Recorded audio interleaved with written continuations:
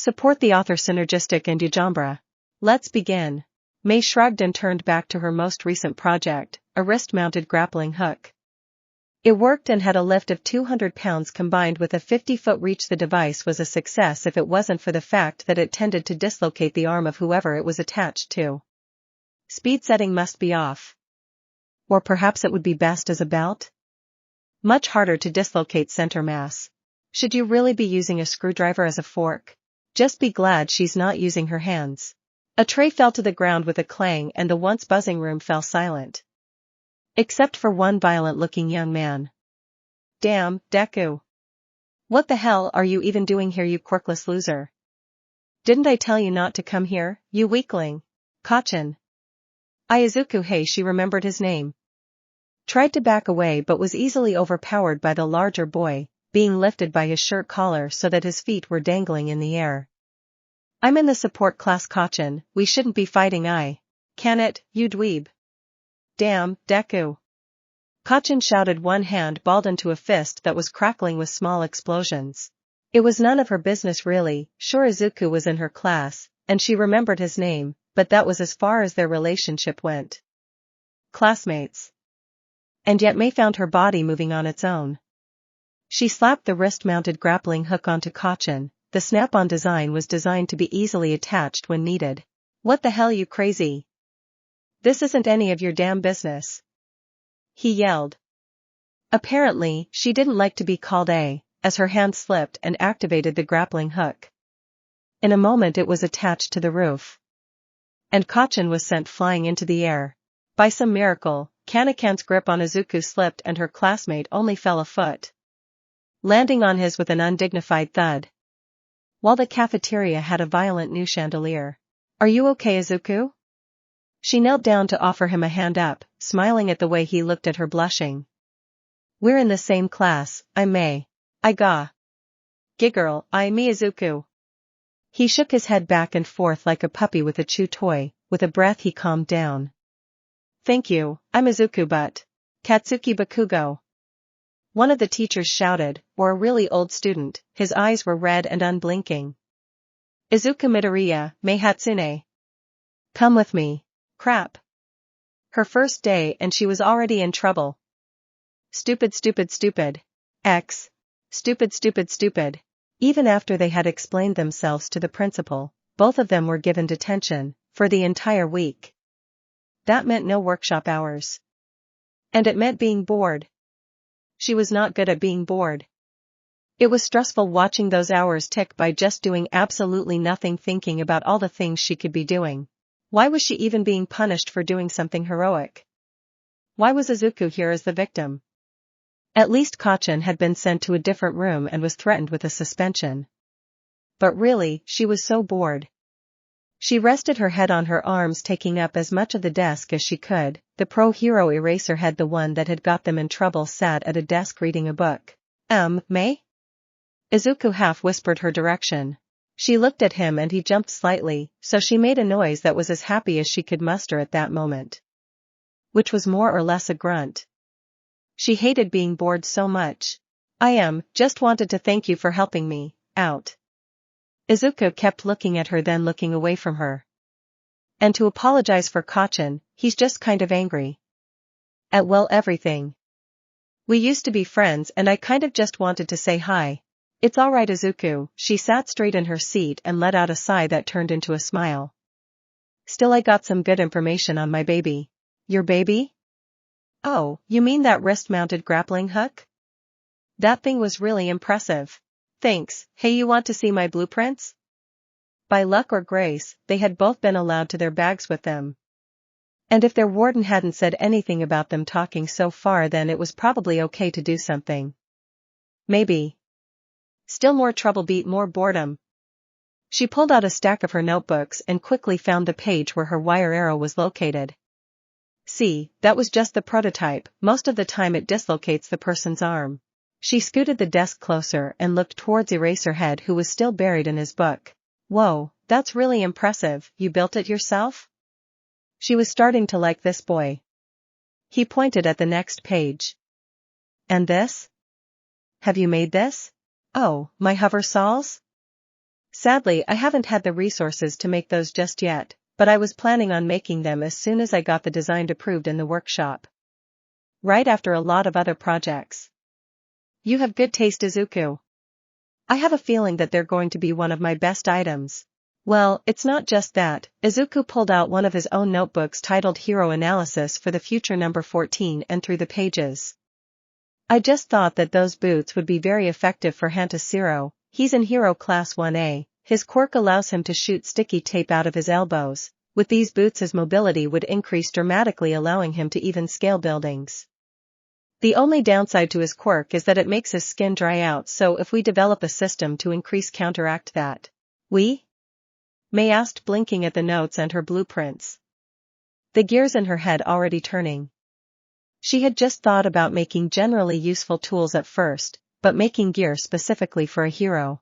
Oh, I'm sorry. I didn't mean to. No. That's brilliant. She scrambled to another page. What about this? Do you know of any quirk that would benefit from this? Oh. I think there's a student that could use that. Here we are. This was a wonderful use of her time and the start of a beautiful partnership with Izuku. How was he supposed to steer with these things? This was a major design flaw. And why did they start out with maximum thrust to begin with? Then it hit him, not anything specific really, just a tangled mess of branches and foliage as he came to a crashing stop that ended with him upside down and staring at the sky. He was alive. That was good. And it didn't feel like anything was too broken. Maybe just a bruise here and there, and a bit of damage to his ego. May came into his vision, panting and smiling at him. Sorry about that, Izuku, I got a little carried away, are you okay? She began to pull off the hover soles from his feet. Oh, my babies aren't too damaged either. I'll consider phase 2 a moderate success, but we still have a ways to go before they're market ready. I'm fine, May, just next time please give me a bit of warning before you do that. But I think we need to work on the steering a bit. Once free from their project, he sat on the ground cross-legged. It needs a guideline or something at high speeds, maybe some other form of enhanced maneuverability.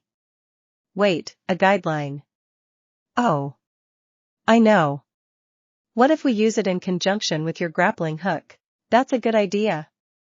By the time he had finished speaking, May was already at the door to the workshop, waving her arm. Completely unaware of their sensei blocking the way with his metallic frame. Come on, Izuku. We have a lot of work to do before Higuri-sensei closes the workshop again. Oh, excuse me, sensei, we have a lot of modifications to make. It was often difficult to tell what mood their sensei was in due to the large excavator bucket that served as his helmet. But if the crossed arms and tapping foot were any indication, he was not pleased. May hatsume, Izuku Midoriya, need I remind you of the safety rules already? His voice was a low growl that rumbled like a landslide. What? No, we both aced that test. May gave him a thumbs up. Right, Izuku? We know all about the safety procedures for the lab. It was a quick sprint to stand next to the two. At least nothing hurt too bad, his arm might be sore tomorrow. I'm sorry, sensei, it was all my fault. I was eager to test the invention and didn't think about the consequences. Just like you're not considering the consequences of lying to me over something so trivial. Higuri let out a breath that made him shrink. He reached out and grabbed one of the hover saws, examining them. Still, I must commend both your ingenuity and work ethic on this piece. To have a fully functional prototype this early in the year is unheard of. Especially given your quirks. Higuri presented the boot back to Izuku, a smile making itself known from under his helmet. Izuku, while it is commendable to protect your friends, we have rules and regulations for a reason. In the future try to remind May of that. He laughed, scratching his chin. I need one of you to be the responsible one if you two want to keep teaming up. Something that May doesn't have the aptitude for. Yeah, that's great and all, sensei. May all but shoved her way past their teacher. But me and Izuku have a lot of work to do if we want to get these babies ready by Friday. The assignment was to submit a design. And we'll submit a completed design. May shouted, already working at the boots with a screwdriver. A stream of incoherent words bubbled out from her. She was already back in her own world where nothing but the project in front of her mattered. Higuri gave a sigh. I knew that girl was going to be a handful when I read her profile.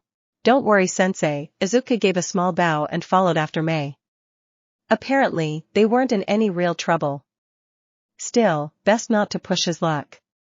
I'll do my best. Mei already had one boot completely taken apart by the time he got to her. They're sturdier than I thought they would be, she smiled at him and nudged him with her elbow. Just like you are. I thought you'd be a bit more hurt than that after the crash. Were you planning on me getting hurt?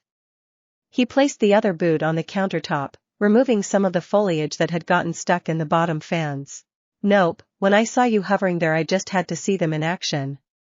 And I might have gotten a bit carried away. She held up one of the fans, watching as it whirled and adjusting the speeds. I don't want my partner to get hurt. Next time I'll be the test dummy. No, it's fine, I don't mind it, you understand more of this stuff anyways, I'm just an extra pair of hands.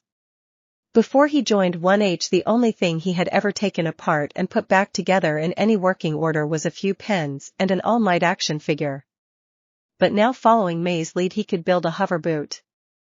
Besides, I'd rather be the one to get hurt than you. Mei snorted. You really do have the mindset of a hero, don't you? Yeah, growing up I wanted to be a hero just like All Might. And then you found out you were quirkless? Mei asked, still focused on the boot. She stretched a hand out towards him. Phillips. He handed her a screwdriver. Yeah, and I still wanted to be a hero just like him. But then. He bit his lip and tried to not hear the words All Might had said to him.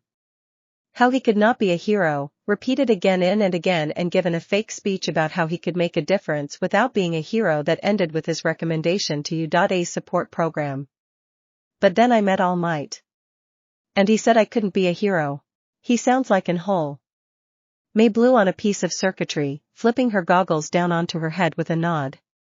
Don't get me wrong, I like All Might as much as the next girl, but he shouldn't crush people's dreams like that. He just didn't want me to get myself killed trying to be a hero. His fists tightened at his sides, and that pit in his stomach when he heard those words again appeared, sapping the heat from his limbs. He wanted to be at home, curled up in his chair and do nothing.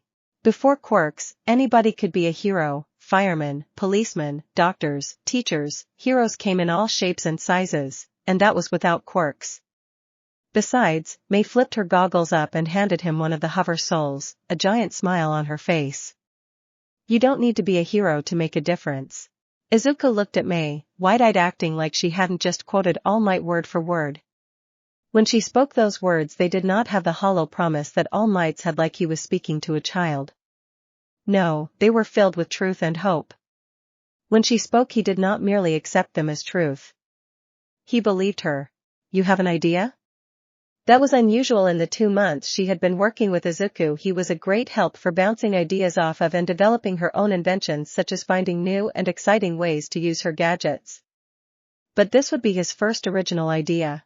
It's nothing, just forget about it. He pushed her arm off with a shrug, just another reminder that he was stronger than he looked and acted. Eventually, he'd stop surprising her, or not. Surprises were good, they kept things interesting, and Izuku was just that. Interesting. No way, you have my interest now. There's no way you're going anywhere until I see your idea. With a spin, she was behind him, rummaging through the pocket where he kept his notebooks on quirks. He didn't keep all of them on him, but he had the 2 he finished since the start of the year, and oh, a new one? Mei. Hey. It's not in there. He pulled away from her, blushing. I started a new notebook during lunch last week. Once he righted himself, he opened up a new pouch on his bag. She'd remember that one and produced a new notebook. It was green and had a different title than his quirk notes. Here, it's on the first couple of pages. The blueprints aren't all there. It's a stupid idea. She took the notebook. It felt like her first blueprint, so pure and full of ideas. But it was the title that stuck out to her. Synergistics? Ignore that, it was. It's perfect. She spun around, zooming in at the title. I was thinking about what we were going to call our company, and Hatsume Industries just didn't roll off the tongue, so it probably wouldn't have sold well, but synergistics is amazing. It's not a real word and it describes us perfectly. It does? His smile was filled with pride. And wait. Company? Yep, we're co-founders of Synergistics. I should pitch this to the business department, I'm sure they'll love us. Especially if we show them some of our babies. Wait, no, let's announce ourselves at the National Gadget Fair. Endless possibilities, all ending with large bank accounts to make even more beautiful babies stretched out before her. But first, they needed to find a good project for the science fair. Oh wait, you had a concept in here. It's nothing really, just an idea I got while watching some of the hero classes. He was muttering again. If we go with it, we'd have to get some of the hero class to help demonstrate it. He continued to mumble, not a single detail was lost on her, however. She opened a book and she could not fight the smile on her face. Izuku's design hit her trifecta of awesome, fun to build, profitable, and practical. The details and diagram were complete in some areas, but in places the gaps of Izuku's knowledge were evident. Still, that's why she was here. You're asking for a lot with these. It's okay, we don't have to. Alright, we'll do it. She grabbed onto Izuku's arm once again. Come on. We need to get to the workshop as soon as possible. I already know how I can increase the power output of the magnets while keeping the weight reasonable. Wait. May. I actually wanted to eat lunch today. Who has time for food when there's baby making to do? Why did everybody look at them and blush? So, do you always ride your bike to school? She'd never actually seen Izuku out of school before, the uniform did not do him justice. He had definition, his claves looked like he was hiding a hamburger made of rock under his skin. She couldn't wait for larger projects with him where those muscles could be put to good use. Sadly, their current project was rather small. But still with a big bang. No, Izuku shook his head, looking down at the white and red mountain bike that served as a barrier between them.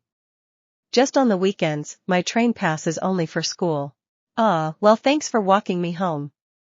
It's that Hikaru Sensei wouldn't let us stay any longer. We're making such good progress on your project. I think if we had a few more hours we could have had a working prototype. She flexed, the sweater she wore in the morning wrapped around her waist, leaving her tank top exposed. With spring turning to summer, it was still hot even as the sun began to set. Izuku reached over to bouncing once of the singed hairs that framed her face. One that doesn't explode this time? Pfft, she huffed, turning away from him. It's all in the name of progress. If we get all the explosions out of our product in the testing phase, that means that they won't explode once we get them into our customers' hands. And as a fledgling company, Synergistics does not need a lawsuit on our hands. It wasn't that Izuku was unscathed either, he had more than his fair share of shocks and more than a few cuts on his hands from their most recent project, but they would have something truly amazing. Plus she got to spend more time in the workshop. And more time with Izuku, so that was like a triple win. So you'll be coming again tomorrow, right? She smiled, showing him her gums. I promise to keep the explosions and electrocutions limited to me. I don't need you trying to claim workman's comp on me. I wonder how the legal class would react to that. Gasp. You wouldn't dare. Izuku laughed. Did you really just say gasp? Yep. Oh. That gives me a new idea. May spun on her heel, walking back to talk directly to Izuku. What if we make a device that whenever you do something cool it will do an onomatopoeia?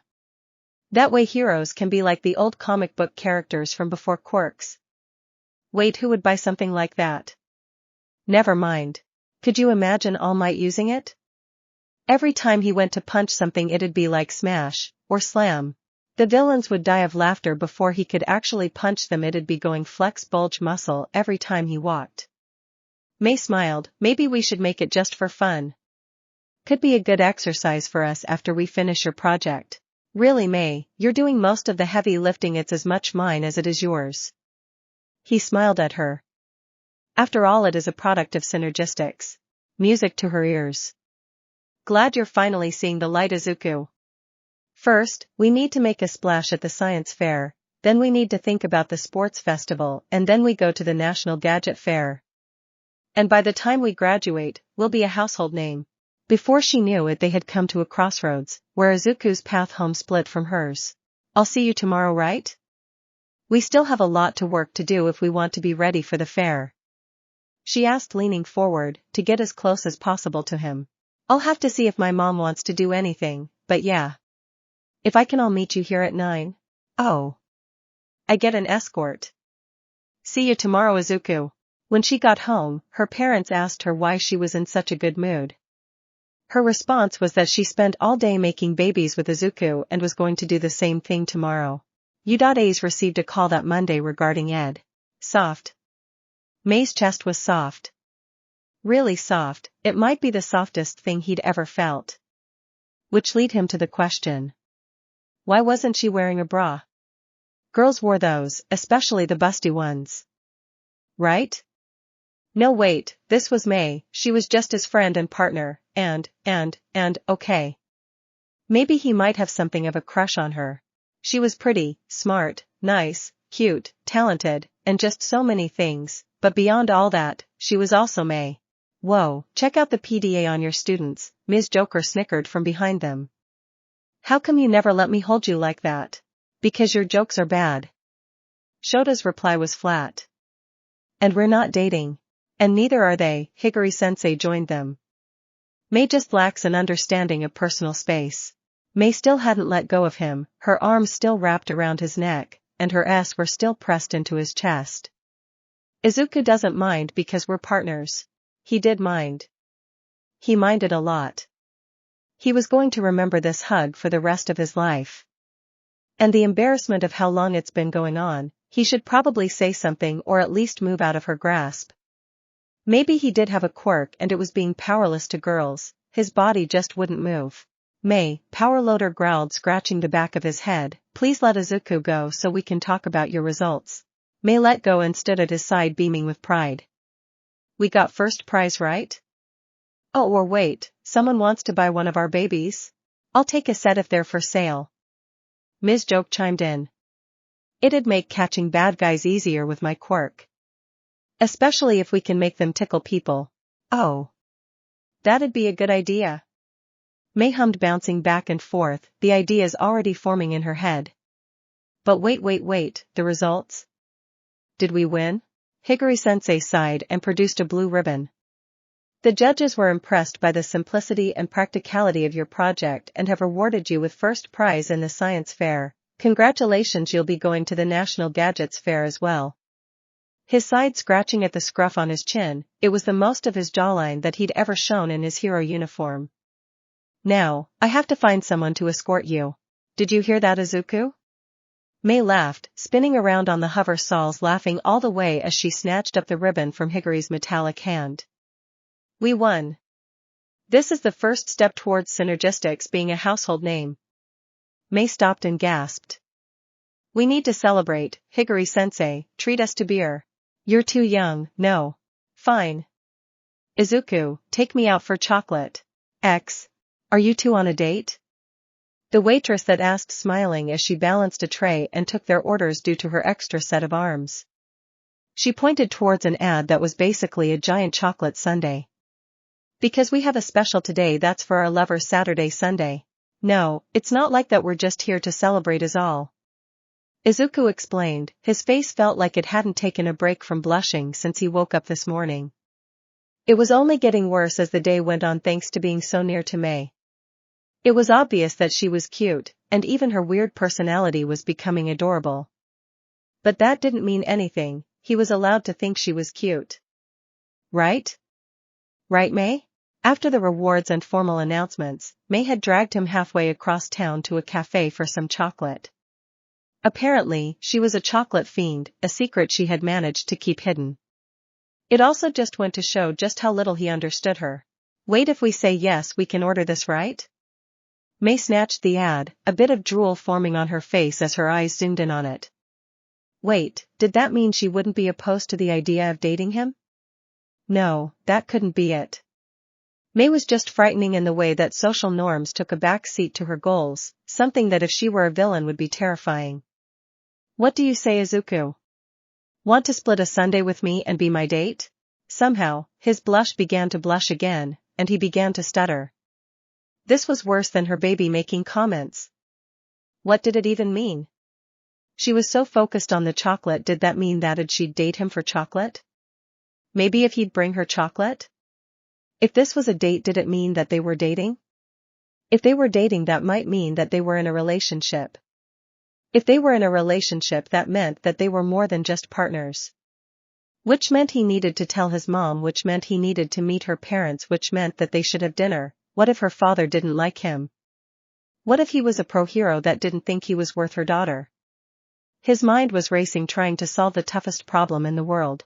You don't actually have to be on a date to order it, the woman laughed, snapping him out of his thoughts. It's just a marketing ploy to get couples to order less spoons. If you want it, I'll even give you the discount. To celebrate whatever it is you're celebrating. Ooh. That's great. We'll take it. May slammed the ad onto the table and wiped away a bit of drool that had formed on her mouth. Excellent, that'll be right up. Izuku drummed his fingers along the bottom of his eat, trying really hard not to stare at May, which was really hard because she was zoomed in on him like a hawk. You shouldn't be so nervous, Izuku, she smiled, leaning forward to rest her elbows on the table and then cupping her head. Her slender arms were exposed up to her shoulders, thanks to the sleeveless work shirt she chose to wear that day, that might be a bit tight around her chest. You're still shaking after that speech. You did great. Better than I could have, especially because you showcased how our catch-em balls could be used with quirks. Come on and relax. Because tomorrow we're going right back into the workshop to start working on the gadget fair. She really didn't have any idea that she was the reason why he was so nervous. That made sense. If May wanted to date him, or wanted him as a boyfriend, she would have said something. They'd probably already be dating. No, she just thought of him as a friend and a partner. You're right, May, I'll try to keep that in mind. Do you have any ideas you want to work on? She smiled like a cat playing with a mouse. Oh, I have a few bouncing around. He'd keep his feelings to himself. Besides, he doubted he could tell her anyways. Sensei? Was there a point to all that? Higuri stood rigidly and then snapped his fingers. Right, I'm supposed to give you that speech when I give you the key. He pulled a key out from one of the drawers. It was a plain key that might have gone to a door or a bike lock. Right, here you go. Izuku stared at the key that now rested in his hand like it was a medal that symbolized all he had accomplished this year. Wait, are you sure about this, Sensei? I mean, this is a huge responsibility and… Izuku, you have earned my trust. Plus I'll stop getting phone calls at night from May asking me to open up the workshop. She does that to you too? Like clockwork. But I mean it, no staying the night here, every night must be spent at your own home in your own bed. The workshop closes at 8 even if you have a key. Izuku clutched the key, smiling. There was so much he'd be able to do with this now. An extra 4 hours a day to spend with May working on their babies. What about the weekend? Higuri's side scratched the back of his neck. Just don't let May drag you here before the sun rises. Don't worry, Sensei, I'll make sure she knows that sleep is a good thing. Despite the fact that May's energy levels were constant and the girl frequently admitted that she hadn't slept in 3 days while drinking a cup of coffee. He hoped that she was kidding, but knew that she wasn't. It was just one of the many things that he liked about her. See that you do, now get to work, even with the extra time we're going to be swamped to get things ready. Right. May's natural to him having the key to the workshop was to loudly proclaim that they were going to make so many more babies. Once more causing their neighbors to blush. Shouldn't they be used to it by now? She was less enthused when she found out that he was going to spend most of the extra time helping Higuro Sensei with his work. May? She hummed at him, still focused on the electronics of one of their gadgets. It was their first Saturday to have the workshop all to themselves. Of course, Izuku went out of his way to let the class know that the workshop would be open Saturday, but it was just them. Which surprised a grand total of no one. Did you eat today? She hummed again. Technically she ate a bag of chips at 1 in the morning alongside a bottle of soda while working on designs. But that wasn't important, she had a full day of baby making to do with or without Izuku's help. They were partners. They did stuff together, they worked on projects together. They took jobs together, about stuff together. Now her baby-making abilities were down by 40% or more. May. Yes, Izuku? May asked, finally turning to her traitorous partner. Wait, No traitor was a bad idea, he was still acting in the best interest for synergistics, or at least what he thought was their best interest. But instead of talking about it, he went ahead and took on an additional project while they were already pressed for time. But it did serve to get their name out there, especially among their classmates who would no doubt become their future customers. Would you quit spacing out and focus? Izuku laughed, snapping his fingers in front of her face, causing her quirk to activate. And now she was staring at a leaf. Fantastic. What do you want? I'm trying to work. Your stomach's growling. Izuku reached behind his workstation that was covered with some hero's costume to pull out his bag. The worst thing was that they couldn't even improve it. Not that she would have, listening to the customer was the first step to good customer service, but she'd probably just leave a list of recommendations. I'll eat later. She turned back to her work. Now that she was aware of it, she really was hungry. Really hungry. It felt like her stomach was trying to eat itself. Or that there was a tiger in her stomach, judging from how it sounded. It could stop growling anytime it wanted, like right now. Please stop growling, it's not helping her ignore Izuku out of spite. Something smelled good. Really good. Her nose took over and guided her to the bento boxes that Izuku was unwrapping. It looked so good, rice with black seasoning, strips of beef, rolls of sushi, vegetables, and cherry tomatoes, and wait. Did she smell eggs and bacon? Her stomach growled and her mouth watered. When I told my mom what we were doing today, she offered to make us a couple of bento so we can work while we eat. Izuku handed her a box with a shaky hand and a nervous smile. So here. She shouldn't take it. She was mad at him out of principle. But at the same time. Oh, who the hell cares? She got good food and to make more babies because of Izuku. It was impossible to stay mad at him when he did that. Your mom's awesome. The bacon was the first thing into her mouth, followed by just about everything else. Right, so how many more costumes do you need to do today? And are you sure I can't help? It's just repairs. If we team up it'll be quick. Also, I think the auto stabilizer is too sensitive, it appears to pick up on the wind. Do you think that we should try to account for natural human reactions? Also, the auto punch causes a great deal of backlash, and she stopped not because of the food in her mouth, but because of Izuku's laughter. See, you're much more talkative when you're not mad at me, May, he said, taking the first bite out of his own bento. Somehow managing to get a bit of rice stuck on his cheek. I'm sorry, I promised to help Higuro-sensei out without asking you, but look at it this way, now we can spend more time in the workshop. I know, okay, but next time tell me. We're partners, Izuku. Just think about all the babies we could be making. Or at the very least let me help you. May reached over with her chopsticks and stole a bite of rice from Izuku's cheek. And just as she thought, that made him blush and stop talking. Now hurry up and eat. We have a lot to work to do before we have to go home. I want to be combat ready for the sports festival. Then why did she have groceries?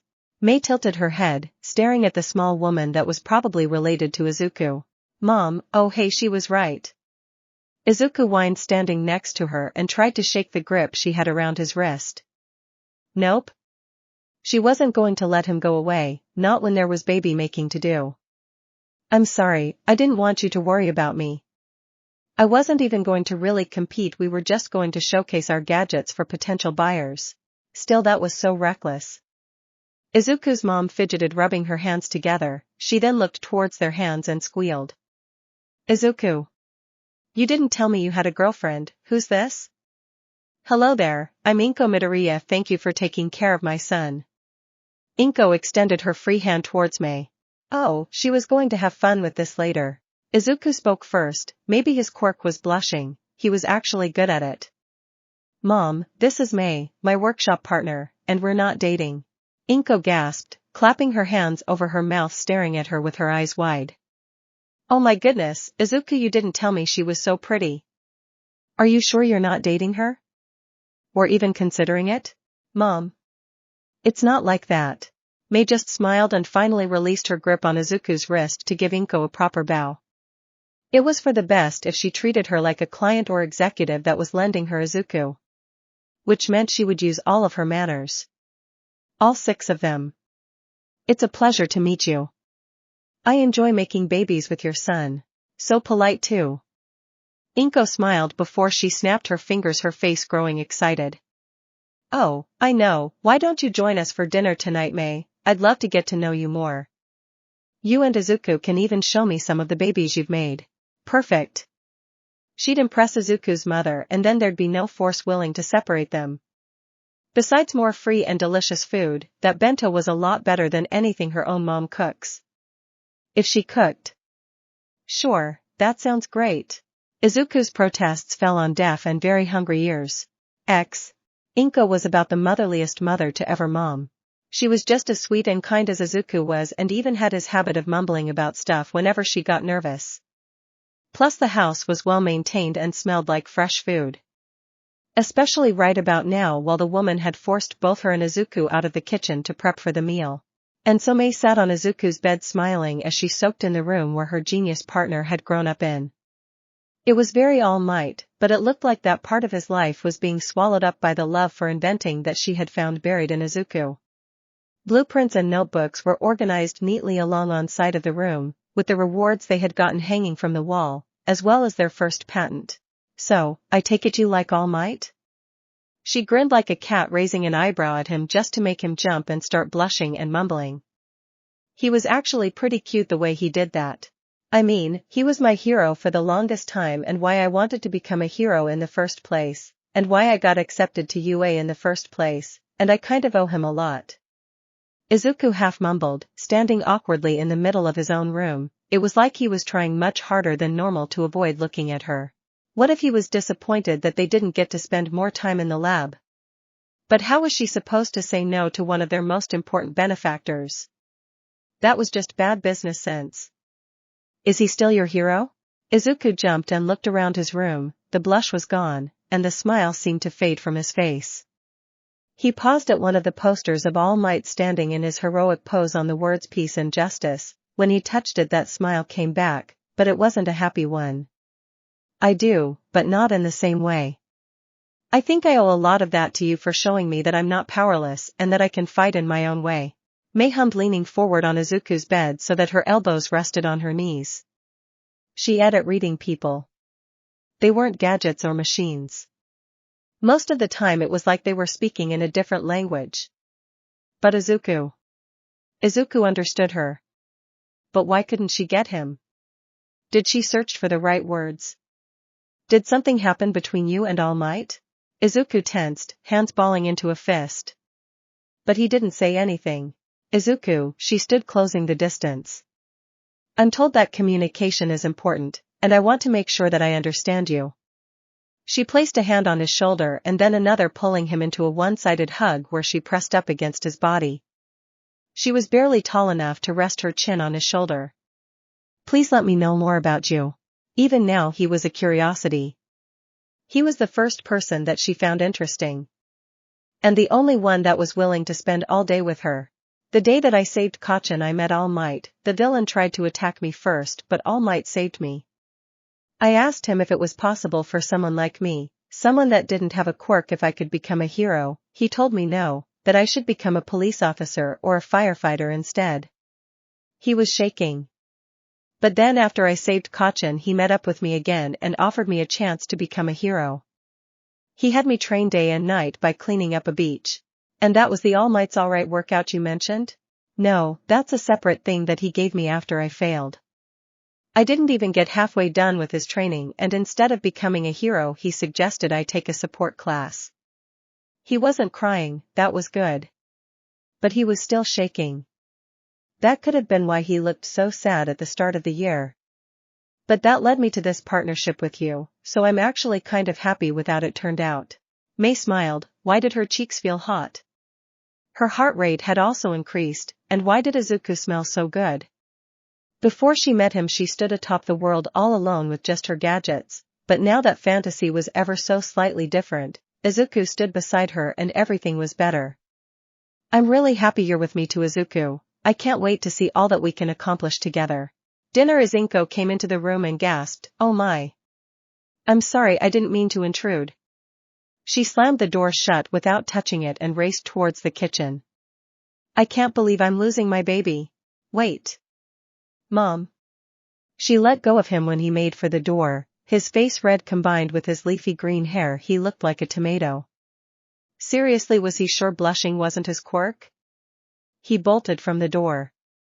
It's not like that. It was just a hug. Mei stared at her hands, flexing them as she remembered the feeling of Izuku's muscles below them. Muscles were neat. Oh, it's basically the same thing as the catch and balls, but little hands come out and start tickling the captive. Emmy flopped down the sun visor and handed Mei one of a drawing that showed a ball with large white hands growing out of it. It'll help keep them disabled so I don't have to use my quirk on them. Mei sat back looking at the drawing with stars in her eyes. This was going to be a long trip. Oh, when we fly, let me know if you see a giant squid. Those guys really cracking me up. Izuku snorted, then again it might not be so bad. You know, being a hero is a lot of hard work, you have to have the heart of a lion. I just wish they'd lift the ban at the zoo though. Nope, it was going to be that bad.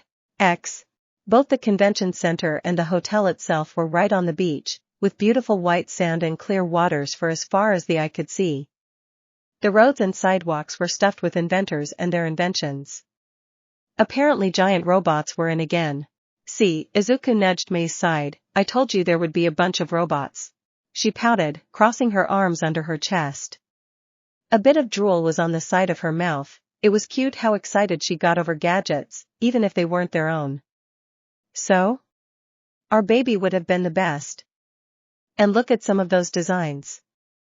Some people have no taste when it comes to giant robots. Hey, don't be mad. He chased after her, somehow carrying all of their bags. Emmy had gone to register them at the convention center, which left him and Mei in charge of the hotel room. Well, mostly him. We can make a giant robot when we get back. Mei spun around, closing the distance between them in a heartbeat. And suddenly his vision was occupied purely by her face and a bit by the small amount of cleavage she displayed. She grabbed him by the arms, her fingers drumming along them like she was playing a keyboard. You have no idea how long I've waited to hear you say those words. It was at least a day. I have so many designs I want to go over with you. Much material do you think they'd allow us to use? Power Loader Sensei has been getting kind of stingy. You're more excited about this than I thought. He took a step to the side, Mei's face following him like an adorable bee.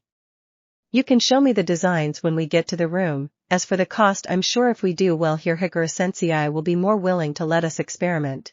Even if they did have more gadgets between the two of them than the rest of the school combined by a large margin. Most of it was due to Mei's endless ingenuity and desire to create things, but hey, he helped make the less practical things practical.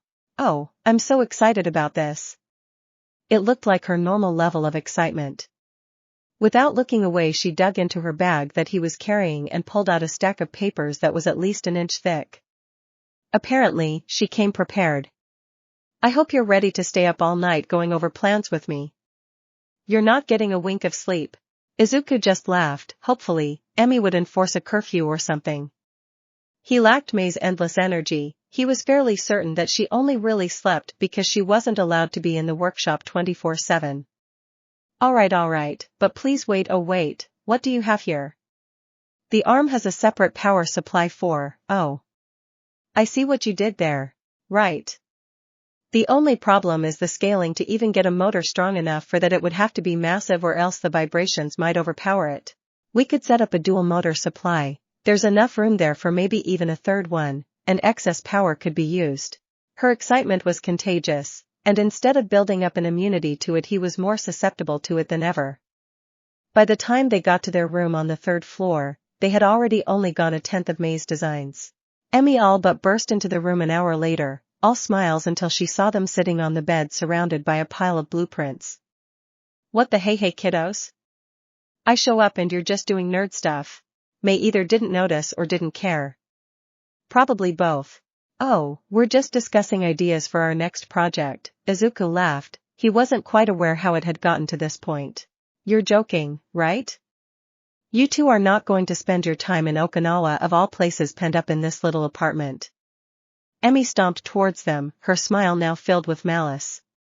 He hadn't had the time to take in the exact dimensions of their room. It was small, barely fitting the two beds, a desk along the wall, and a wall-mounted TV.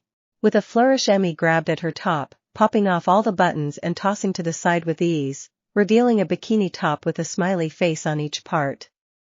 Her skirt unsnapped to a beach cover that was a soft orange color, with black lines that also turned out to be a smiley face. "Get your swimsuit on, kiddies. We're going to the beach to relax and enjoy our youths." May was only made aware of this when Emmy grabbed her by the waist and pulled her into the bathroom. "Hey! Wait. What? I burn. I'll put sunscreen on ya. This is child abuse. I'm a kid at heart, so it's all good." Izuku blinked at the designs laid before him. Then looked out at the Sunday and the beautiful sunny day that stretched out before them. He was going to go to the beach with May. He was going to see May in a bathing suit. He was not mentally prepared for this task. Oh pooh. Wait. Did May know that she the foreigner meant couple? As in boyfriend and girlfriend? As in something more than friends? Or was she just saying yes because they were partners in school and inventing stuff? And what was she jealous of? What did it mean? Did it mean she liked him? Yes? No? Maybe? He needed an adult, a translator, and his mom. Wait, no, that would make things worse? May, he tried to say more, but nothing came out. He shouldn't be nervous around May. Sure, he liked her. But he also talked to her a lot more than anyone else. Talking to her was easier than talking to Kachin. He swallowed, balling his hand. "I don't like you not spending time with me." She still didn't let go of his arm. One of her hands was running up and down it, squeezing his biceps, her smile growing wider with each passing moment.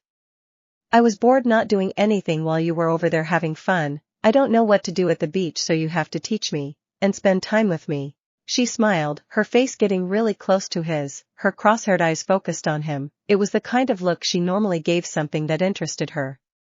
"We are partners after all." Okay, well, why don't we, His eyes fell on the beach supply kit that Ms. Jokin procured. There were buckets.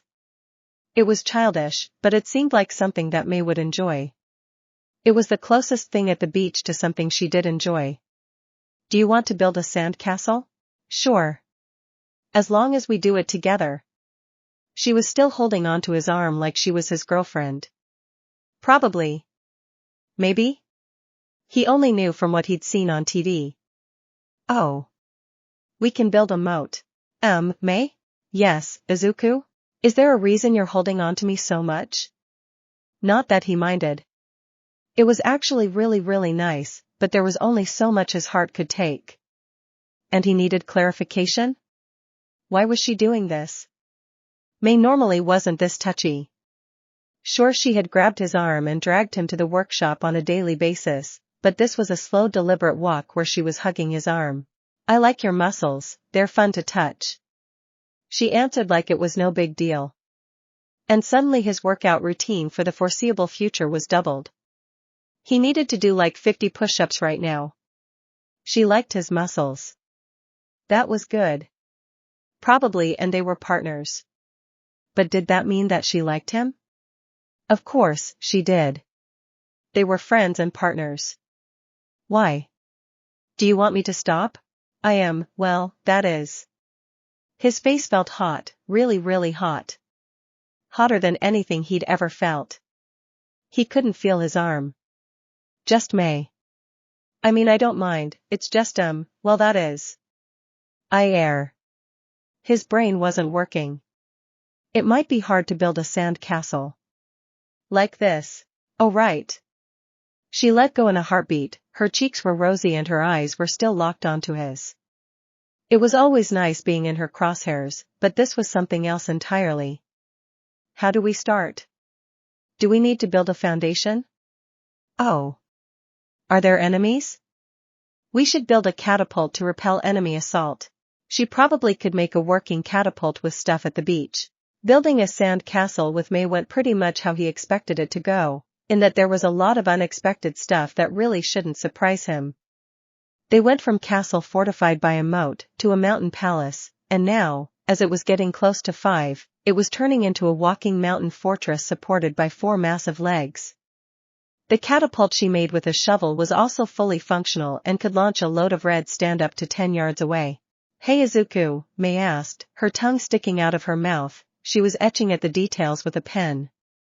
The way she devoted all of herself to a project, no matter how mundane, was something truly amazing. Even if the idea kept constantly evolving before his eyes. "What's up?" If he didn't look directly at her, or her he could talk normally. And it was really hard not to look at her. It wasn't that she was wearing anything skimpy, it was just more of her skin than he'd ever seen. Her top was more of a sports bra than a bikini, and her bottoms were longer than some shorts he'd seen some other girls wear. And it wasn't anywhere near as skimpy as the bikini that foreign blonde wore. But on Mei, it just made it difficult not to look at her. He knew he liked Mei, he knew that she was cute, but where was he going with this again? "Do you like my ass?" Mei asked, bouncing up next to them, getting right in his face and bouncing her chest slightly. He couldn't help but look. "What? Mei?" This was not a question he would ever be ready to answer. What did he say? If he said yes, that would mean he's a pervert. If he said no, then that would be lying. What was worth being, a pervert or a liar? If he said no, she might think he thought she was ugly. What kind of question is that? She shrugged, bouncing her chest at him again. He tried to back away but fell down, and she followed after him, landing on top of him on purpose. She got right in his face again, hands on his biceps. And her ass were on her chest. They were soft. "You kept looking at them when we were building a sand castle." Crap, she saw. Why did she seem happy about that? Was it a good thing? "So do you like them?" His head nodded yes against his will. "All right. I have a proposal for you. You get to touch my ass as much as you want. And I get to touch your muscles as much as I want." There was no way that he was the only one that heard that. The whole beach probably heard that. "What do you say?" "Huh, Izuku? Mei. That's what?" I couldn't. He really wanted to say yes though, but what would that do to their relationship? Partnership? Whatever ship. He couldn't stop looking her in the eyes. All things considered, it was probably the safest place to look. His refusal only made things worse. She pushed forward, getting close enough to kiss him if she wanted. Or if he wanted. "Oh come on Izuku, it's a good deal. It's win-win. Come on, say yes." Instead of words, he started to laugh, then Mei started to laugh. There wasn't even anything funny, he just had to laugh. His head leaned back and he saw the cause of his laughter. Emmy was using her quirk. "Whoa now," Ms. Joke said, her face resting in her palm. Her entire body deflated. "Settle down girl, sheesh, now I actually have to be responsible? So much for unsupervised fun. Nice sand castle though." She smiled at him and took her hand back. "Good, now let's get back to work. We have at least 12 more designs to look through before morning and the convention opens up." Mei, he drew her attention back to him with but a single word, something that many would consider a feat. He was in her crosshairs now. Was he actually going to do this? Just because some soon-to-be drunk and very bitter lady told him that Mei liked him? Well, yes. That, and he wanted Emmy to be right. "Mei, do you like me?" "Yeah," she shrugged, turning back to the blueprints and shrugging. "You're my partner after all." Before he knew what he was doing, he ran to the other side of the bed, hands on the blueprints. Mei looked only slightly annoyed and mostly amused. "That's not what I meant." "What did you mean?" The neutral tone in the way she said that had him feeling like a punch to the gut. His face felt hot, ears too. He was so close to Mei's face, and this time he was the one doing it. "Do you want to be together? We're partners." "No, not like partners." He grabbed onto her shoulders in a desperate attempt to keep his sanity in check. It really wasn't working. He knew Mei had the social skills of a rock, but that was just something he liked about her. He needed to be as blunt as she was. Which took courage he didn't have. "I mean like boyfriend and girlfriend." Knees shaking. With dating, lip trembling. Hand holding, stomach in a knot. And dry throat. Kissing? His voice was little more than a squeak. Kiss? May asked, a bit of red on her cheeks. An actual human response. Her hand was kneading at his upper arm muscles. He'd never been so glad that he kept up with at least some of All Might's routine. Do I like you enough to kiss you? Is that what you're asking? He nodded. I don't know. May blinked at him, her lips twisted into a smile that sent a shiver up his spine. But, we can find out. X. Subject Izuku Midoriya.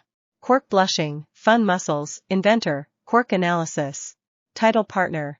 Experiment lip-to-lip contact.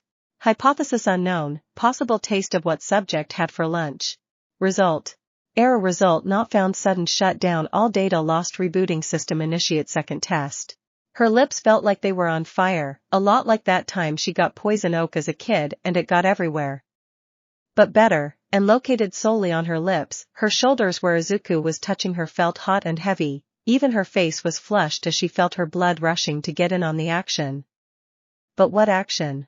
She stared at Izuku's lips, they were moving, he was talking, but she couldn't hear him over the sound of her blood. What just happened? Was that a kiss? It was frightening, and exciting, it was so many more things that ended in ing.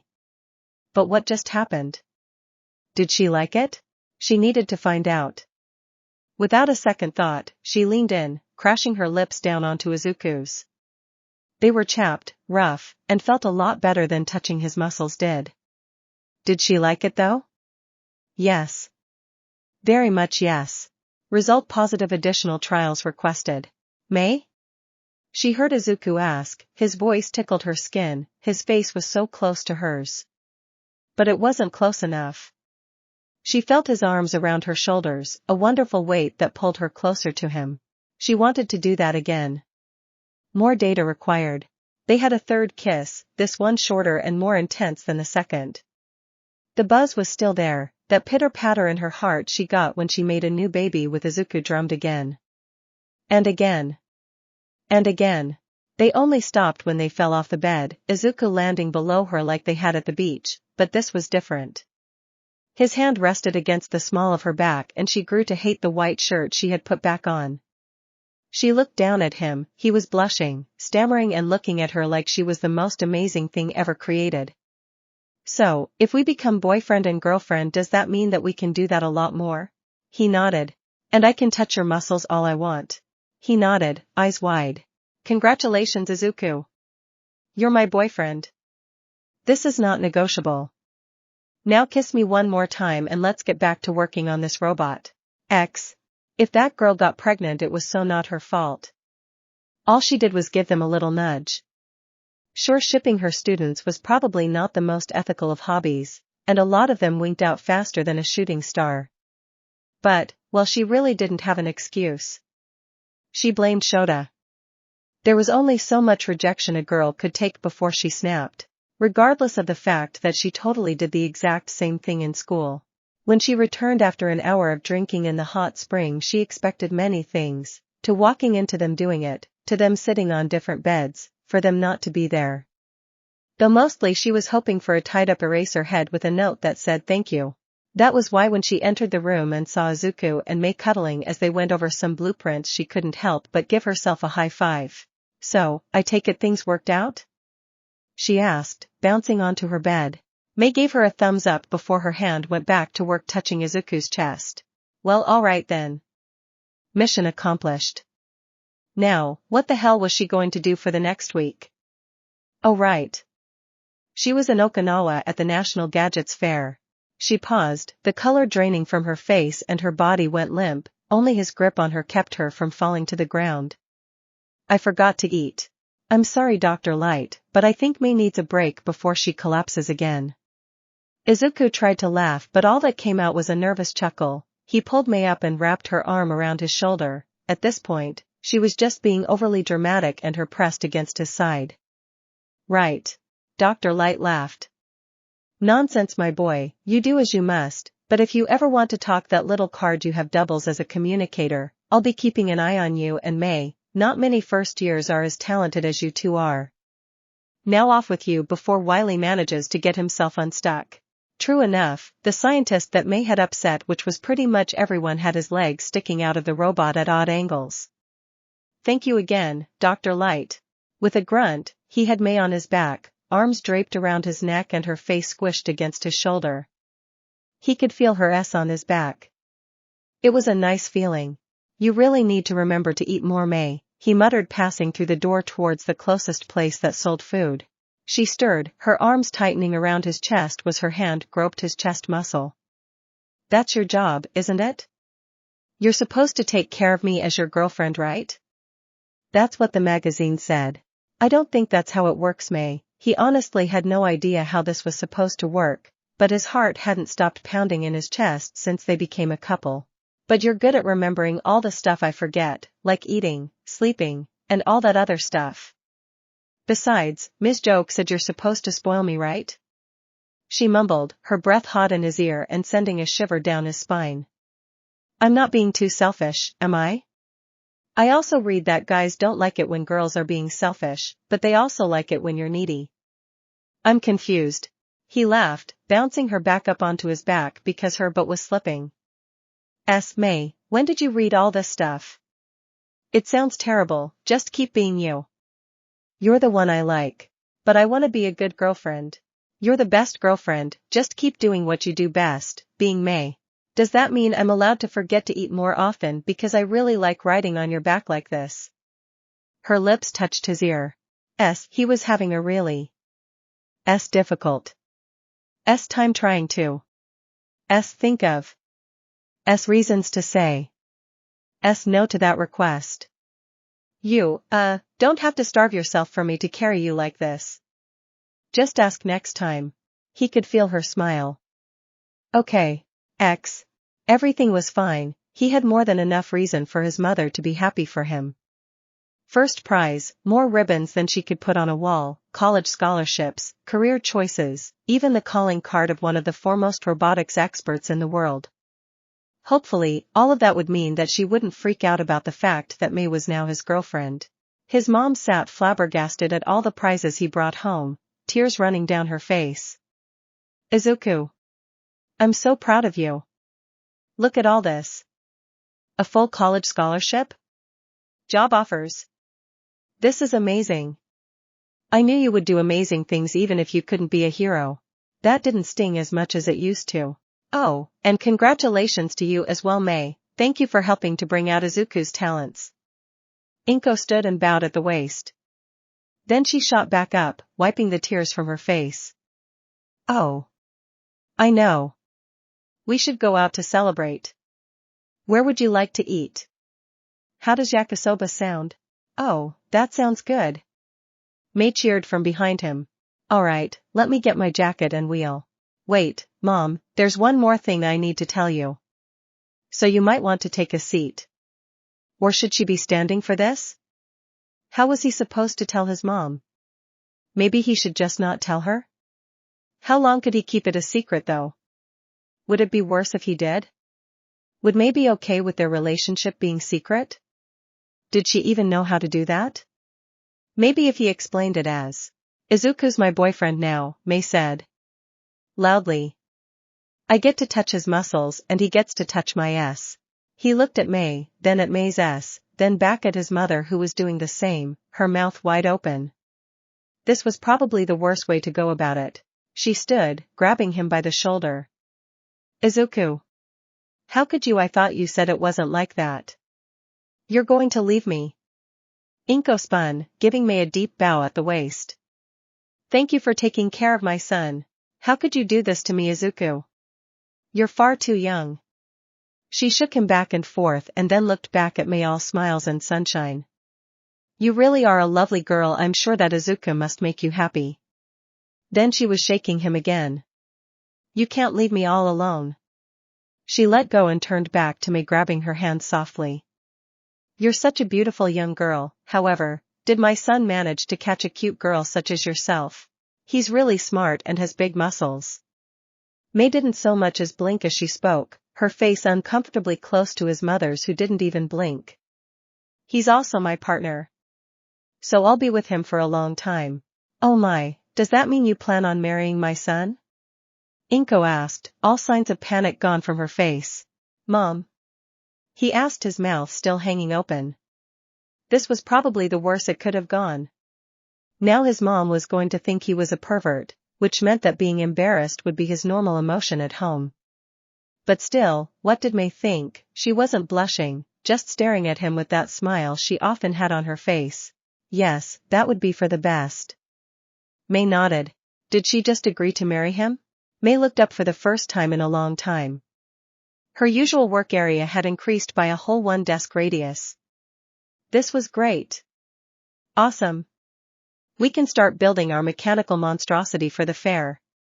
Oh hey, we should get the rock guy and see how far we can throw him using a hydraulic arm. Izuku sighed, his hair looked really soft and floppy. She wanted to touch it. Why wasn't she?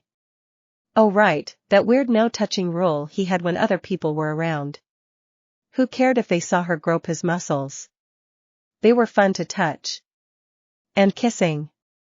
She could really go for kissing. With lots of muscle and hair touching. Then she'd be fully charged and hopefully be able to figure out this cooling issue. May, are you listening to me? Sorry, I was distracted by your hair. What did you say?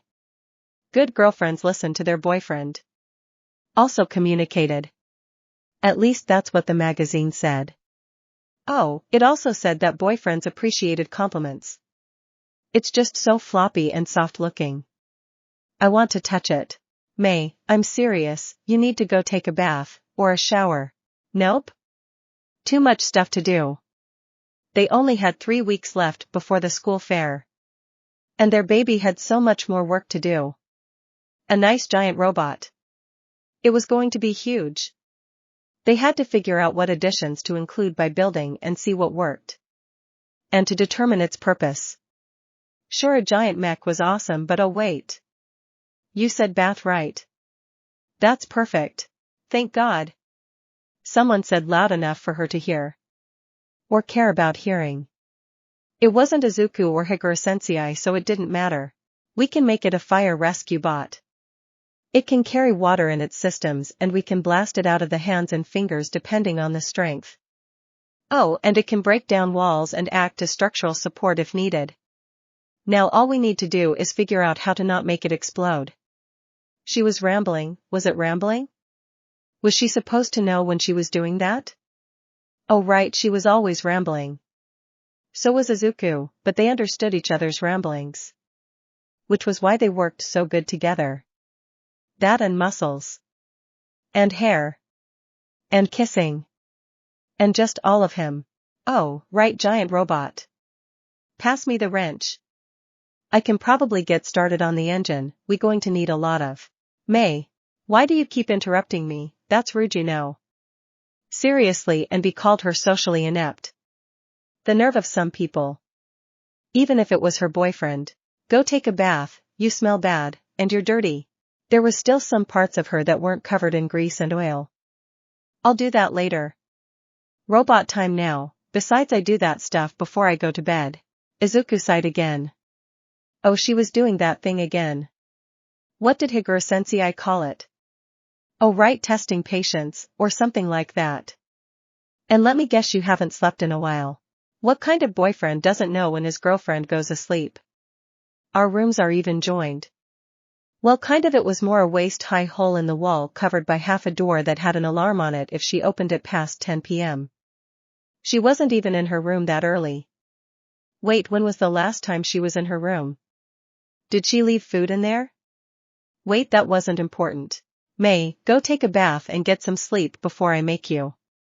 Izuku put his foot down, hands on his hips, which made his muscles bulge along his upper arm. Those were her favorite muscles. Well, maybe, it was a cross between those and the ones on his chest. Pass. Now hand me a. Oh, the floor and the wall switched places. And Izuku's arm was around her waist. What happened to his no touching in front of other people rule? Was that just her rule? Was he going to start touching her ass right now? Oh, wait, why was she on his shoulder staring down at his butt? She should touch his butt. It was a muscle, right? Why didn't she think of this before? Also, why didn't her feet feel the ground anymore? Oh, Izuku was carrying her away from her workstation. Hey, wait. I wasn't done. I warned you. Izuku laughed as he charged out the door, carrying her like she was a sack of potatoes. This is what you get for not taking care of yourself. I'm still eating food. Wait, when was the last time she ate? Izuku put me down. I need to work on our babies. You need to wash and sleep. This is spousal abuse. Leaving you there would have been spousal neglect. He had a point. And struggle as she might, she didn't have quite enough energy to shake free from Izuku's iron grasp. Damn it. Why'd he have to have such nice muscles? In no time at all he took her to the dorm rooms and had her standing in front of the girls' washroom. Just because you brought me here doesn't mean I'll wash. May, stop being crazy. A good night's rest and being clean will help you work better, you know this. Izuku laughed, slowly nudging her towards the bath. That's true, but it's also an inefficient use of time, and while the burst of productivity is good, I ultimately lose out. I have a graph in my room I can show you. I can make it until tonight, no problem. I can even postpone it until tomorrow if you bring me some coffee. Wait, better idea. I'll go get you coffee. Clearly you're sleep deprived. Her attempt at escaping came to a dead halt as she felt his hand around her wrist. Damn it, why'd she have to give such a caring guy permission to look over her? And a diligent one. She functioned just fine as a degenerate. May, I'm not leaving until you take a shower. Her boyfriend, who was supposed to make her happy, but was really making her really grumpy right now, said firmly. May growled and pulled her favorite tactic of dead weight. It didn't work. Instead, her face hovered a few inches just above the ground as Izuku's grip remained firm. She didn't want to go to bed. Wait. Maybe she could seduce Izuku into letting her work more. Or wear him out until he fell asleep, then she could sneak off and go back to work. Huzzah! Genius. But how would she do that? She gasped as the idea hit her. Izuku had a hard time speaking to her s, even when they were covered. Apparently DS would have a greater effect. Fine. I'll take a bath. But you have to wash me. He stuttered. That was good. His face was red. That was also good. He was still stuttering. Very, very good. May. I can't do that. It's the girl's bath. Besides you. What's the matter, Izuku? She laughed, using his arm to pull herself back up and pressing her chest against his. Was it a dirty move? Yes. Did it work? Also yes. Are you afraid? Everyone else is in class. Wait, are we cutting right now? Higuro Sensei said to do something about you. Damn traitor. Then we're fine, no one will be in there. Besides. It's the only way I'll get clean. She smiled, moving in close and wrapping her arms around him. More stuttering. This was great news. Otherwise you can put me in there, but I'll just escape and go back to the workshop. Izuku groaned, stomped his feet, and cried. May, you smell so bad. Look at it this way, you get to wash my ass. Which means touching them, without any clothes in the way. She pressed her boba s up against him again. This time it had an effect. It'd be your first time seeing them without clothes on, right? Fine, I'll wash you, but you're going right to bed after this, okay? Izuku caved. Whatever form of self-control he might have had couldn't stand up to the awesome might of her s. Yeah, sure, whatever you say. She grabbed hold of his arm, putting on her most energetic smile, and lead him into the bathroom. Her face felt hot, but that was just because of the lack of sleep. Probably. Her heart was also beating faster, which was weird. Maybe she was excited about getting away from Izuku. Now come on, if you don't want to get caught you'll have to wash me fast. No, I like you too much to take advantage of you like that. Besides, he'd need protection, and a better time and place than in the dorms, though knowing May she'd probably think doing it in the workshop was the romantic place. And fantastic, now the imagine of them having on top of their robot was burned into his mind. May whined, moving her head to kiss him on the cheek and the neck. It was a lazy kiss, little more than pecks. But it'll be fun, don't you want to have fun? I read feels good. Besides, I think I have the cleanest s in school right now. You can touch them more. She was right, he had been cleaning her ass for a while now. Her boba points were erect as well and she had a light blush on her face. He needed to finish this before his willpower vanished. Ask me after you wake up. He muttered, moving the towel down along her legs. She was almost clean. Just a little bit. Oh, so that's what it looked like. You're such a good boyfriend. May mumbled into his shoulder, burying her head deeper into his neck. Her arms were wrapped tight around his neck. His arms were hooked around May's legs and her back as he navigated the hallway towards her bedroom. Once he put her to sleep he should go back to class, or at least let Higuro-sensei know that she was in bed. She shuddered, squeezing him tighter. You're so warm, if you were D you could make me warmer. He rolled his eyes and rounded the corner. May's door was in sight. It had yellow caution tape on it, a joke that some of his classmates did, one that May didn't seem to mind in the slightest. You're not cold, if anything you're warm. I'm sorry, I'm being annoying, aren't I? This is your fault, I don't want to sleep. She kissed at his neck enough to make him veer off course ever so slightly. I just want to be with you making babies, and talking about stuff. You're so annoying, and nice, and, I love you. That made him stop. That was the first time May had said that, that was the first time either of them had said that. His throat went dry. It was probably just nothing. May was a logical her own unique brand of logic person. It was one of the things he loved about her. Love? That's what I said, she mumbled, her arm going slack around his neck. She must have finally passed out. He wanted to wake her, to try and get the meaning behind what she said out into the open. But May was blunt, she meant the things that she said, even if it wasn't something that could be understood, she probably meant it. Still, wasn't this going too fast? Once she found out that he liked her as more than a partner, she built a rocket onto their relationship. His own mother thought they were engaged. So maybe she did mean it. Neat, his girlfriend loved him. But she fell asleep before he could tell her back. Some things can wait until she wakes up. His smile was undeniable at this point. His girlfriend was a pain in the butt, but she was certainly worth it. May's room was cleaner than most people would have thought. The bed was pushed to the side and various posters of mecha anime, schematics, and steampunk artwork covered the walls like a collage of May's brain. A large art book sat next to her bed on top of the alarm clock, and a box bursting with rolled-up papers that were her scattered ideas sat within arm's reach. Her computer desk took up most of the other wall, with a fair amount of that space being taken up by a pile of dishes and construction paper. The only real mess was around the hamper that had a pile of her usual tank tops, skirts, and various underwear haphazardly tossed to the side. It wasn't even his doing. Despite her workshop and bodily tendencies, May kept her room fairly clean, as clean as he did at any rate. With a sigh he adjusted her weight so that he could place her under the covers of her bed. She grunted and crawled in without much of a fuss. Good night, May, he kissed her forehead. I'll see you tomorrow, okay, then we can work on lots and lots of babies. He turned to leave, but was stopped when May pulled on his arm. She was looking at him with those yellow crosshair eyes in a way he had seen a few times. She wanted something but didn't know how to say it. Stay. But you need to sleep. I know, she mumbled, pushing her head further under the covers so that her mouth was hidden. But I want you here. Please? Lay next to me? I want to keep touching you. She was begging. She never begged, she swindled and dealed, but never begged. He sighed and smiled. Sure, but I'm leaving once you fall asleep, okay?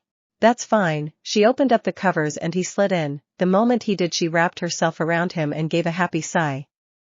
I mean it, I don't want to live without you, Izuku. Stay with me forever and ever. Let's make lots of super awesome babies. I love you, May, he muttered, kissing her forehead, patting the back of her head. That's good, she mumbled. You don't really have a choice though. She was out like a light in 5 minutes, and he was out in 30 minutes. He didn't say anything for a long time. He might have fallen asleep. Can I bring you soup or something during lunch? You're always taking care of me, now it's my turn. She wasn't going to leave until he said yes to that. Izuku groaned, miso soup please. Classes were boring. Very, very boring. How did Izuku pay attention to these things? Honestly, her notes didn't make any sense. What the hell did the discovery of America have to do with building a new baby? All she could think about was how to make a better boat that could make the trip in a few hours because it could fly. She should build a boat. A flying boat. One with a compass so she wouldn't accidentally discover a long-lost civilization or something. That'd just get in the way of making more babies. Oh, wait, they should build a spaceship, then build a space station where her and Izuku can make babies forever and ever. And have 0G. That thought came out of nowhere. May. Then again, she had been thinking about it ever since she tried to seduce him like a week ago into letting her stay up a few more hours. It felt good having Izuku wash her like that. Did he say he'd do that again? It was fun. Maybe she should not shower for a while and make him do it again? No, that'd be what was the word, manipulative? Yes, that one. She should just be honest with Izuku, then he'd blush and stammer and then agree when she asked again. It was perfect. Oh. And she could wash his muscles. Double perfect. How would bathing work in space? Would the water just float there? Sponges probably. That didn't sound. She should make a gravity-generating device. What was that girl's name that had a gravity quirk? Izuku would know. She should look in his journal and find a way to science this up. May. What?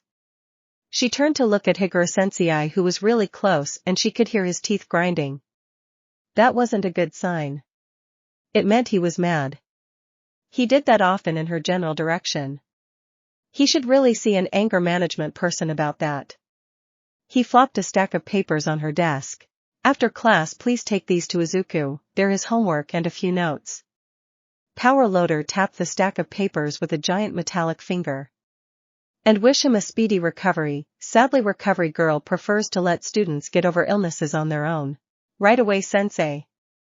She grabbed the stack of papers and was out the door. She needed to get soup first. Lunch was in 30 minutes, but if she asked real nice, they'd probably let her get some early. Hatsume. I told you after class. She ignored that. She barged into Izuku's room, carrying 2 bowls of soup, a bunch of bread, some medicine, a few comic books, and her notebooks.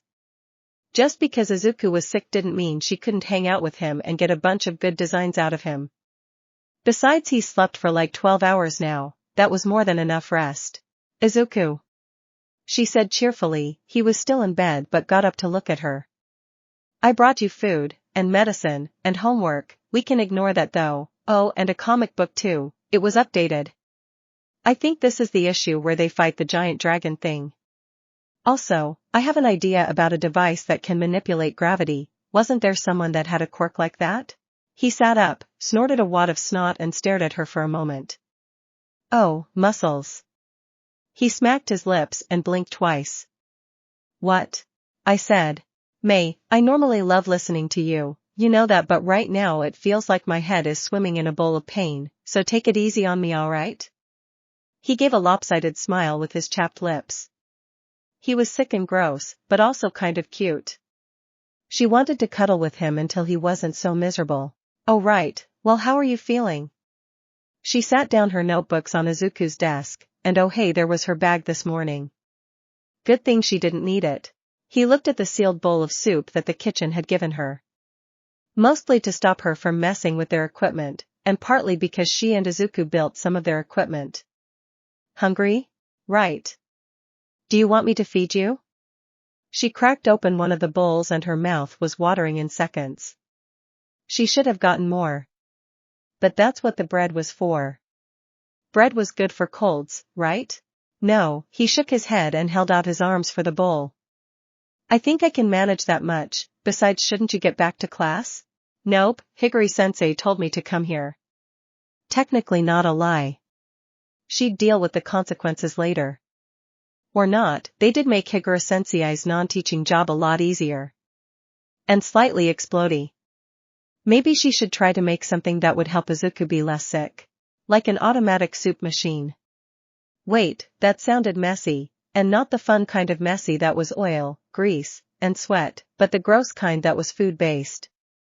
Except for chocolate. Chocolate was never gross. Oh, that's nice of him, Izuku mumbled. Take the bowl from her. He didn't even wait for the spoon and started sipping at the thick miso soup. This is great, thank you, May. Glad to hear it. I also got you some head cold stuff, some Dayquil, some NyQuil, and bread. Bread? Bread. She held a loaf out to him. He stared at it with one eyebrow raised. I'm sorry, the loaf fell onto her lap. I don't really know how to take care of you when you're sick. You're doing a great job, May. He slurped more soup and gave a long content sigh. Thanks for taking care of me. If I'm better by this weekend, do you want to go somewhere? Oh, they could go to the movies to see that new anime with steampunk stuff or see a giant mecha anime.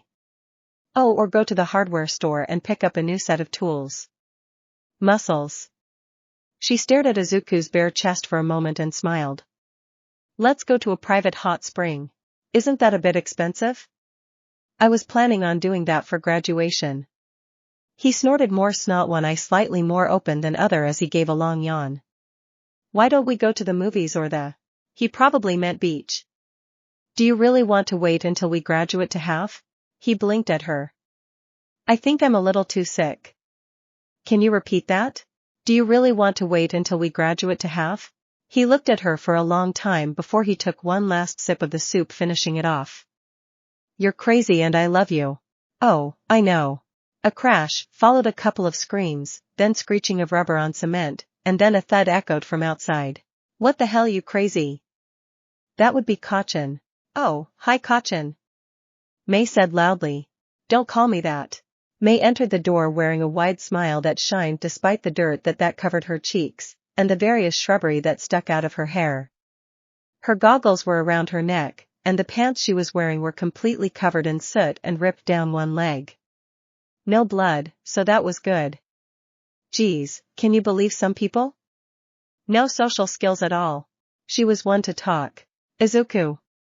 Her face lit up and she bounded over to him. How's it going?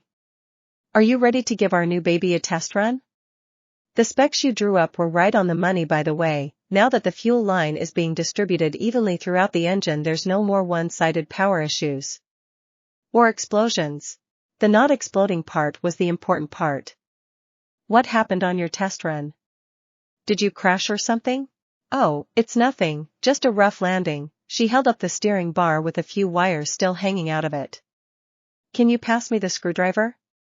I want to make sure this baby is ready as soon as possible. I have another idea I want to get started on before we move to our workshop. She had stars in her eyes as she said that. Our own workshop. And we get to live there.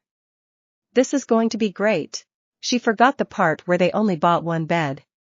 It was important. While they were fairly discreet in their own dorms, that was mostly because half the teachers had given up trying to control May. It'd be a load off his chest though. I finished up the last of the hero requests, so let me help you. Did the drive shaft come loose or just the bar? He grabbed at his toolbox, which was half organized, half unorganized, but everything was in there. Or at least it should be. It was part of a matching set his mother got them last year for Christmas. May's was currently everywhere. May's bike, if it could even be called that at this point, originally had 2 wheels and rode on the ground, like a normal bike would have. Now it was a 4-wheeled monstrosity that had enough lift to keep its frame about 452 pounds in the air while sounding no louder than a powerful car. It probably wasn't street legal. At least not until they had their licenses. The bike was also hanging from one of its spokes from a tree like an oversized Christmas ornament. He really shouldn't even be surprised anymore. Alright, try to start up the rear thrusters so that we can bring it down without breaking our backs. The tree branch snapped and the bike fell to the ground, more or less in one piece. Or that could happen. Come on, Izuku. May grabbed his hand, pulling him towards their machine. Let's get to work. We need to get this baby ready before we go to the hot springs. Oh, right. Her graduation present. Also probably. May's arms flexed as she pulled a twig free from the gears. Her S bounced at the force, just another reminder of how beautiful she was. Albeit, a bit on the crazy side as well. But that was just part of her appeal. Watching her work was something else. He could barely wait. X. I think we're going to be late. Izuku's voice echoed from underneath their newest project. It was one last creation for UA before they went out into the world and dominated it under the name of their own company Synergistics. Also money. So they could make more babies. Mei laughed, rolling up the sleeve of her kimono once again, turning a nut that shot off like the lid of a pressurized cooker. That probably wasn't good. Well, I think we should go soon. The sound of a tool dropping rung throughout the workshop, and Izuku slid out from underneath their project, oil and other grim sticking onto his graduation outfit. You want to stop working? Who are you and what have you done with Mei? She shrugged, hopping off the system and walking out towards the door. Oh, I just think it's going to explode is all. Why didn't you say so sooner? That got Izuku moving. In a few heartbeats he was behind her, scooping her up in his arms and sprinting out the door. Oh, hey, a bonus. Getting carried by Izuku was almost as good as riding her bike. And a lot less likely to explode or crash. He came to a stop on the grass field across from the workshop and set her down gently. Several items of her fancy-pantsy kimono were out of place. How? She didn't know where exactly, but it felt different than it did when she was forced into a few hours ago. Why couldn't she just wear pants? Or a skirt? Or one of those other dresses that were easy to put on and take off, like those Chinese dresses? Not this cloth origami puzzle. Oh hey, it hadn't exploded yet. Are you sure it's going to explode? Izuku asked, still holding her by the waist. She could feel his heartbeat, and his sharp breaths. She shrugged, reaching down to pick up a spare nut that had been long forgotten. Maybe it was from the hover saws when Izuku first crashed? That was their first real invention, but it could have been from any number of things over the years. Well, normally stuff explodes when I don't think it's going to explode, so maybe it won't.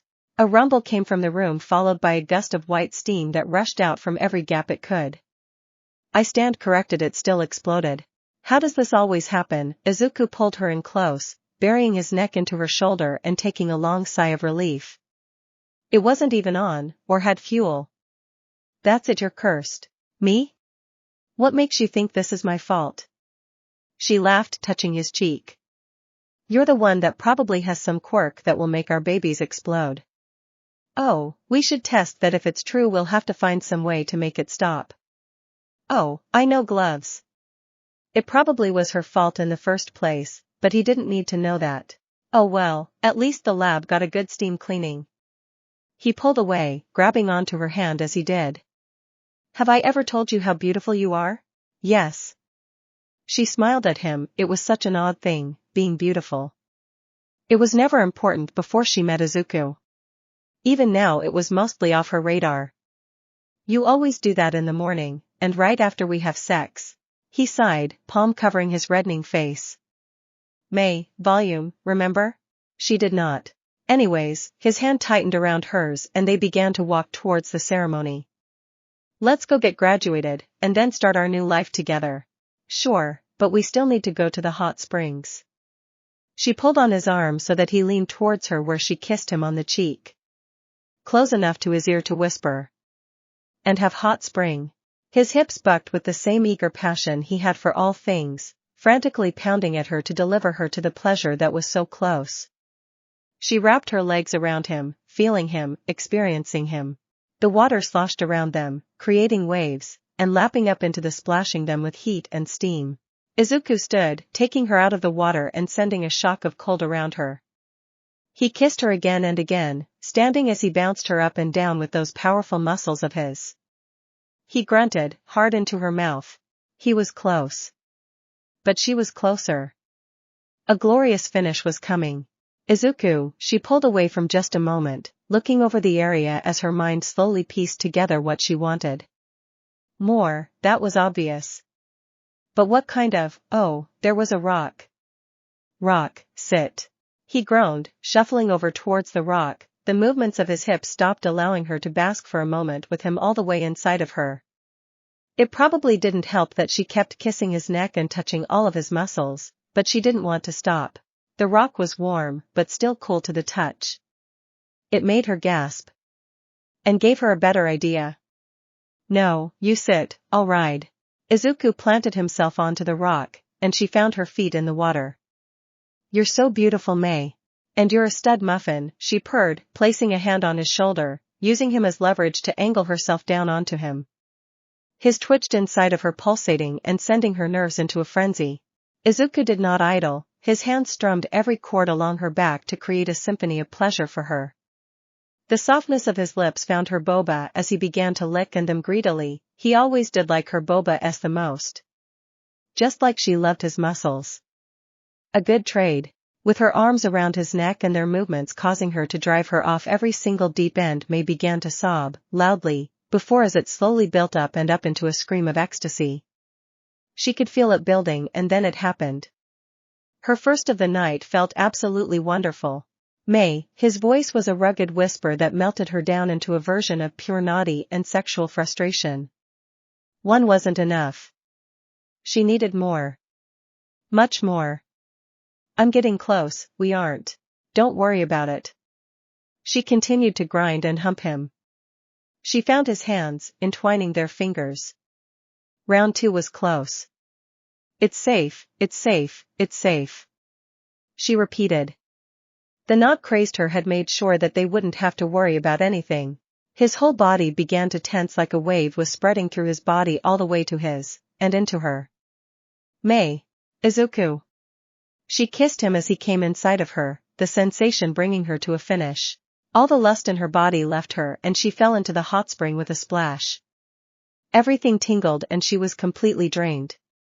SH really needed to get it into Izuku's head that the best way to make her go to bed was. "That was great. I love you." "I know." He slid into the water, pulling her in close. One had finding her boba.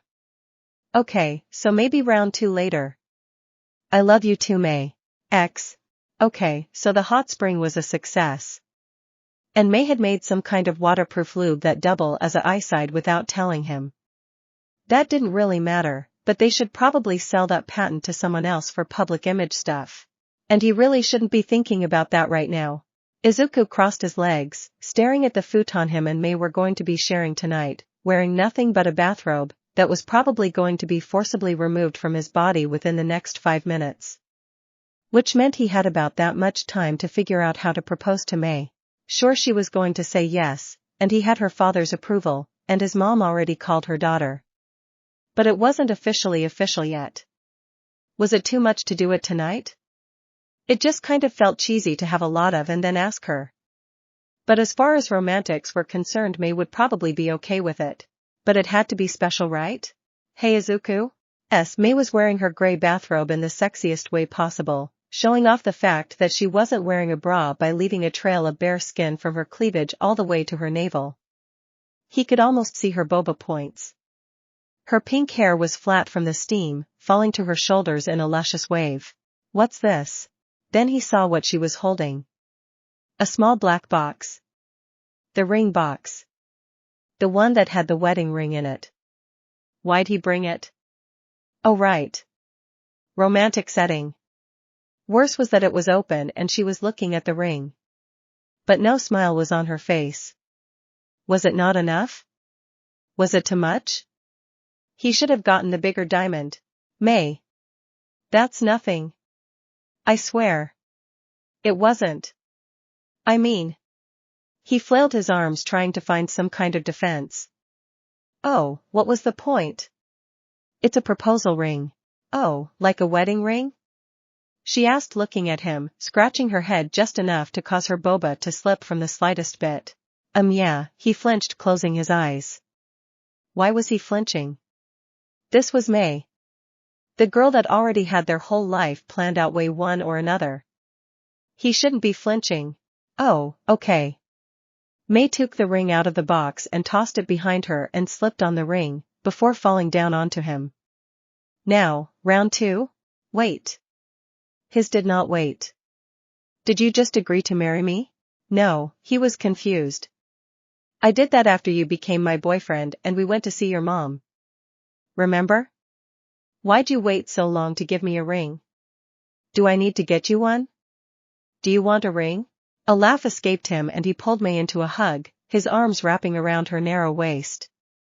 He felt like an idiot for worrying. May didn't know what the word romantic meant. Despite how weird you are, I love you. That's good, but I'm still naughty. Thanks for listening.